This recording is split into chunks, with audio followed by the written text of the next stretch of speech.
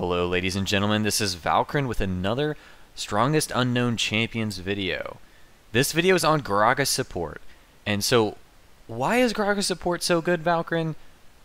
After the rework, I was a little bit skeptical in Gragas' positioning. I thought for sure he wouldn't be a good mid laner anymore, and maybe his position would be top lane.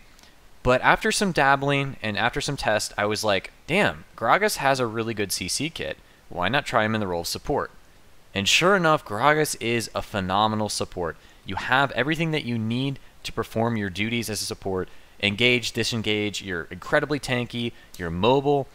Talk to a lot of players in high elo as well that agree with the situation that Gragas is going to rise in popularity very soon due to the buffs that he's going to get in patch 4.6. Currently in patch 4.5, which is this video is being made just before patch 4.6 is being launched, I can say without a doubt that Gragas is one of the best supports right now.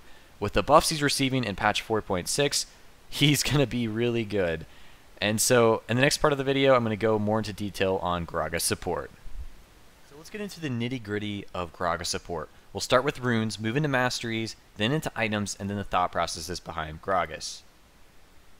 Starting with the runes, as you can see, I'm prioritizing health on Gragas, and I'll explain exactly why.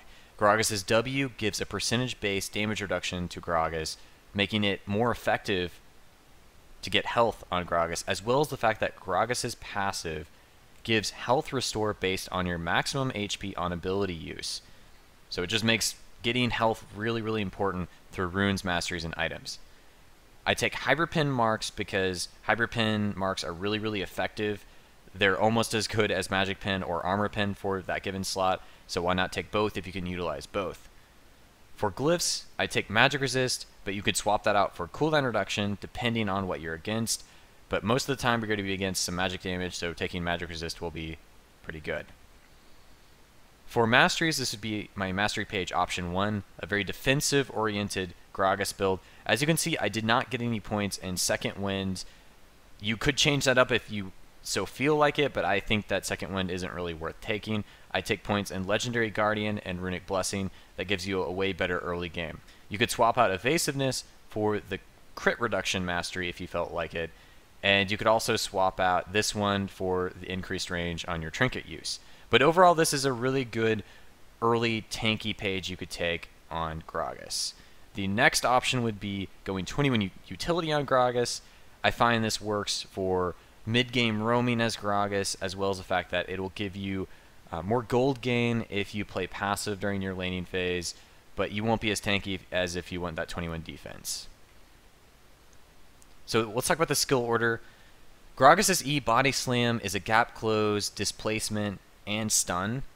It's a 1-point wonder ability in patch 4.6. The cooldown will stay a flat 12 seconds. It will only increase in damage, so this is the ability you're going to max last. However, you take Body Slam at level 1 because this is a key trading ability. You're going to max your Q first, which is your barrel roll. When you skill it up, it increases the slow on it, and it also increases the damage. The longer you keep your barrel roll out, it builds up more damage on it and slow, and when you finally use it again, if it targets under that area, it'll take increased damage or slow duration.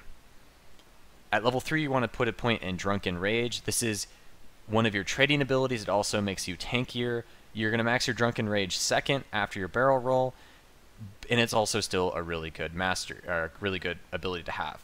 And of course, take your ultimate whenever you can. So prioritize your R, your Q, your W, and your E in that order.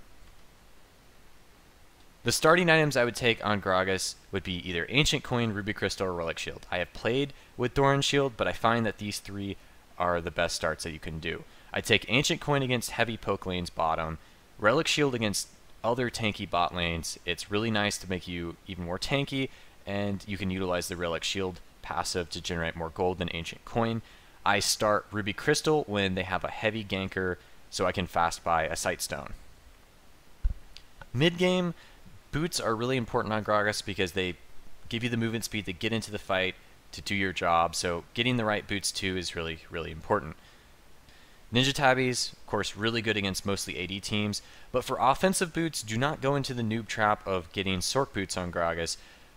Lucidity boots are way better as an offensive option for boots. The cooldown reduction will allow you to use your abilities more frequently, lock down targets you'll still do a lot of damage. And of course, if you're snowballing very early, I find that mobility boots can be a really good option to allow you to roam early on after winning your lane to continue the snowball. And mid-game also, finally get your Talisman or Face of the Mountain. If you did start Ruby Crystal, at this point you'd probably want to go towards Talisman, because Talisman will be a pretty good engage option for Gragas, as well as the fact that getting Ancient Coin after starting Ruby Crystal is also pretty easy to do. So a late game build path on Gragas has a lot of opportunities to deviate in different directions. If you're snowballing, you can move towards getting stuff like Sunfire Cape, Abyssal Scepter, even an Iceborne Gauntlet or Liandry's. All of those you'll find success with. You can change it out according to what you need. If they have a lot of magic damage, Abyssal Scepter might be a good choice and whatnot. Randuin's the best armor item you can get on Gragas. These are some really good choices that you can take on Gragas Support. And I kind of ran out of time in this video, guys. I can't really show you a whole lot of how to do the trades with Gragas Support, so stay tuned with a sequel to this video, or you can stay tuned to my stream today or stream for the rest of this week, where I'll be playing Gragas Support and you guys can see and I'll explain and give commentary directly on Gragas Support. And I'll see you guys on my stream or in my next video.